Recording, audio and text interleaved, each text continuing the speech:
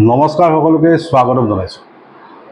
আজি আপোনালোকৰ সন্মুখত আমি এখন জিয়া বা বাস্তৱ ছবি এখন আমি আপোনালোকৰ সন্মুখত তুলি ধৰিবলৈ বিচাৰিছোঁ। সদায় উন্নয়নৰ নামত জনজাতীয় মানুহখিনিকে তেওঁলোকৰ যি আধাৰ বা তেওঁলোকৰ যি ভৰি তলা মাটিৰ টুকুৰা তাৰ পৰা আঁতৰাই পঠোৱা হয়। তেওঁলোকক টোপ দিয়ে যে আপোনালোকক পুনৰ সংস্থাপন দিব, কিন্তু পুনৰ সংস্থাপন কথাটো গালু বালু খোলাকুটিৰ তালৰ বাহিৰে একো নহয়। তাত আকৌ এইটো এতিয়া সংযোগ কৰা হৈছে প্ৰমোদ বড়ো হওক, নিখিল বড়ো ছাত্ৰ সন্থা, দীপেন বড়ো হওক বা অন্যান্য যিমান মানুহ আছে, ক'বলৈ বিচাৰিছে যে পৰ্বতজোৰা ৰাইজ শান্ত হওক, তাত উন্নয়ন হ'ব, তাত সংস্থাপন পাব। এতিয়া প্ৰমোদ বড়োৱে কৈছে যে 5ৰ পৰা 10,000 মানুহক তাত সংস্থাপন দিব। এতিয়া তেওঁৰ জ্ঞাতাৰ্থে আমি জনাই দিছোঁ, গৌতম আদানীৰ যিটো ঝাৰখণ্ডৰ গোণ্ডাত যিটো সৌৰশক্তি প্ৰকল্প এতিয়া চলি আছে, সেইটোত সৰ্বমুঠ কৰ্মচাৰী সংখ্যাই হ'ল 3,315। এই 3,315ৰ ভিতৰত কাৰিকৰী ডাঙৰ ডাঙৰ ইঞ্জিনিয়াৰ, অভিযন্তাও আছে। এতিয়া কোকৰাঝাৰৰ পৰাই গোটেইখিনি মানুহক নিযুক্তি দিব নেকি? বা গৌতম আদানীয়ে তেওঁৰ সকলো প্ৰকল্পৰ ভিতৰত ৰেকৰ্ড গঢ়ি ইয়াত থলুৱা যুৱকক নিযুক্তি দিব নেকি? গতিকে কথাবিলাক বড়ো নেতৃত্বই নজনাকৈ, অধ্যয়ন নকৰাকৈ কেৱল কিছুমান চলাহী কথা, মুখৰ চুপুতি মৰা কথা কৈ আছে। ৰাইজক আশ্বস্ত কৰিব বিচাৰিছে, ৰাইজক শান্ত কৰিব বিচাৰিছে। কিন্তু কথাটো হ'ল তাৰ বাস্তৱ সত্যটো সেইটো। এই মানুহখিনিক তেওঁলোকে সেই স্থানৰ পৰা বিতাড়িত কৰাৰ পাছত, তেওঁলোকক উচ্ছেদ কৰাৰ পাছত বা যি চৰকাৰী শব্দই তেওঁলোকে ব্যৱহাৰ কৰক, তাৰপিছত এই মানুহখিনি ক'লৈ যাব?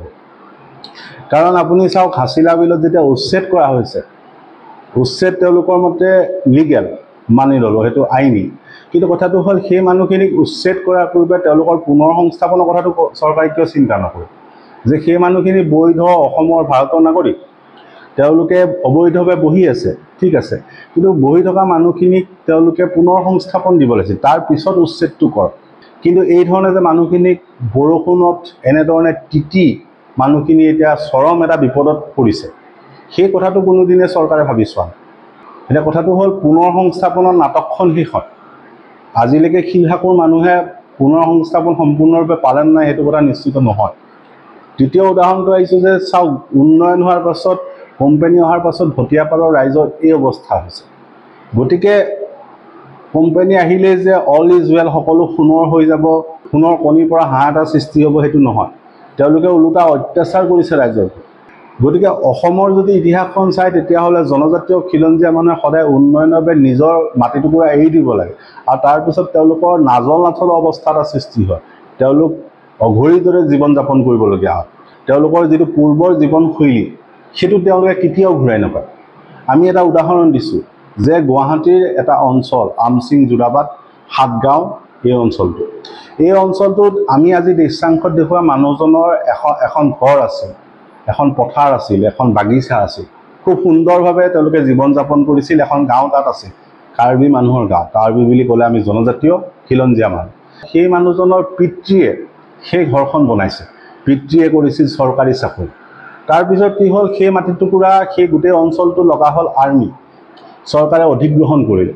অধিগ্ৰহণ কৰাৰ পাছত সেই মানুহখিনি ক'লৈ যাব, সেই কথাটো চৰকাৰে চিন্তা নকৰিলে, উচ্ছেদ কৰা হ'ল, তেওঁলোকক খেদি পঠোৱাৰ পাছত সেই মানুহজনৰ, এই আজি আমি দৃশ্যাংশত দেখুওৱা মানুহজনৰ পিতৃয়ে চৰকাৰী চাকৰিটো এৰি, আপুনি এই কথাটো শুনি দুখ পাব যে চৰকাৰী চাকৰিটো এৰি কাৰ্বি আংলঙলৈ গুচি যাবলৈ বাধ্য হ'ল।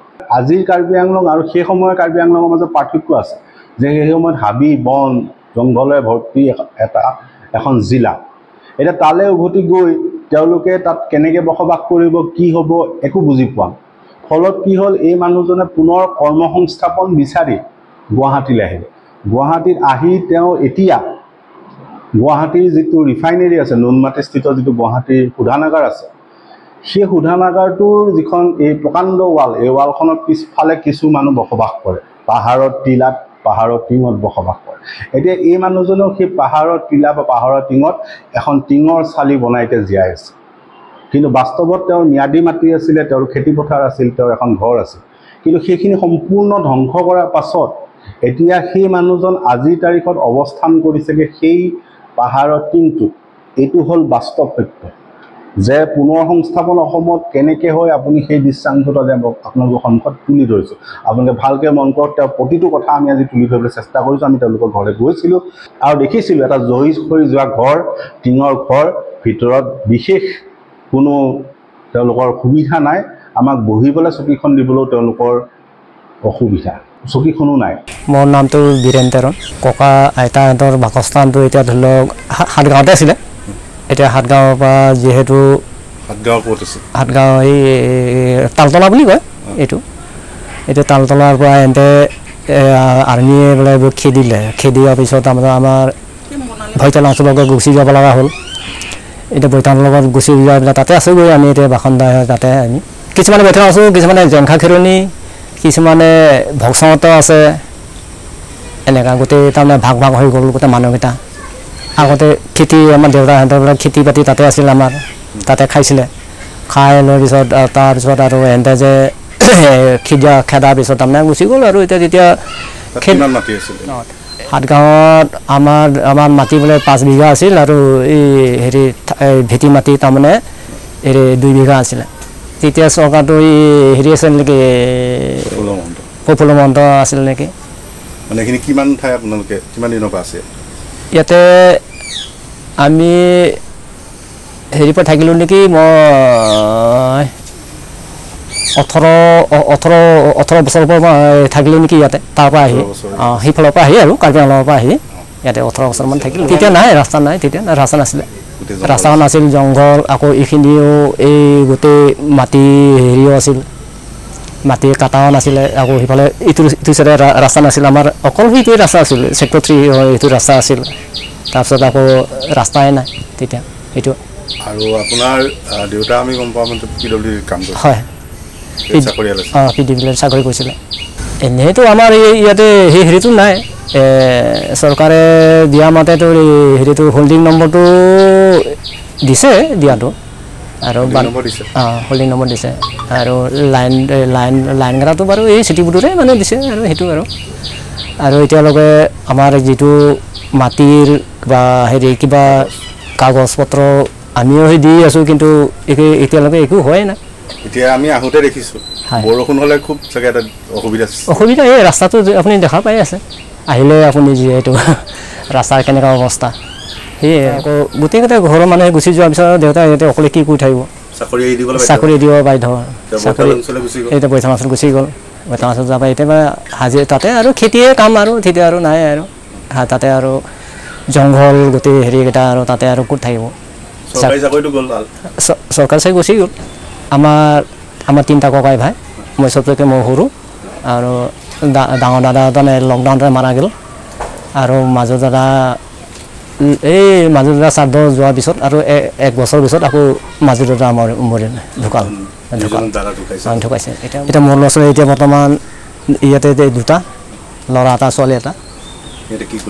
এতিয়া এটা নেমকাৰত কাম কৰি আছে, এটা হ'ল কিবা গাড়ী কিবা যে নম্বৰ প্লেট যে বনায় তাতে সোমাইছেগৈ। তাৰমানে ইফালে কাম পোৱা নাই আৰু কাম নোপোৱাৰ কাৰণে সেইফালে তাতে সোমাইছেগৈ। আৰু তাৰপিছত এতিয়া ধৰি লওক আমি ল'ৰা ছোৱালী তাৰমানে সেনেকুৱাকৈ আৰু ক'ৰবাত হাজিৰা কৰি সেনেকৈ কৰি বোলে পঢ়া শুনাই পেলাই এতিয়া হেৰি কৰিলোঁ, ডাঙৰ দীঘল কৰিলোঁ। কৰাৰ পিছত এতিয়া আছে এনেকৈ কাম কৰি আছে, ক'ৰবাত এনেকৈ সোমাই পেলাই এতিয়া বৰ্তমান সেনেকৈ হাজিৰাত যাওঁ, কাম কৰোঁ। কেতিয়াবা ল'ৰা ছোৱালীও দিয়ে, অলপ দিয়ে, সেই এনেকৈ চলি আছোঁ আৰু। গতিকে বাস্তৱ এখন চিত্ৰ আমি তুলি ধৰিছোঁ, তেওঁৰ মুখেৰে কথাখিনি আমি আজি আপোনালোকৰ লগত তুলি ধৰিলোঁ। আৰু আপোনালোকে এই কথাখিনিৰ পাছত চিন্তা কৰি চাওক যে আচলতে এই পুনৰ সংস্থাপন, ৰিল'কেশ্যন, উচ্ছেদ বা চৰকাৰী ভাষাত যিকোনো ধৰণৰ খিলঞ্জীয়া বা জনজাতীয় বা বৈধ নাগৰিকৰ মিছপ্লেচ বা তেওঁলোকৰ স্থানৰ পৰা বিতাড়িত কৰাৰ পাছত তেওঁলোকৰ স্বাভাৱিক জীৱন যাত্ৰা কোনোদিনেই ঘূৰি নাহে। গোটেই জীৱনটোতো সেই তেওঁলোকৰ আগৰ স্বাভাৱিক যিটো জীৱন যাত্ৰাত তেওঁলোকে হয়তো খেতি কৰিছিলে, তেওঁলোকে হয়তো পশুপালন কৰিছিলে, সেই জীৱন যাত্ৰা আৰু ঘূৰি নাহে। গতিকে সেই বাস্তৱ ৰূঢ় সত্যটোৰ সৈতে আজি আপোনালোকক আমি পৰিচয় কৰালোঁ। ধন্যবাদ।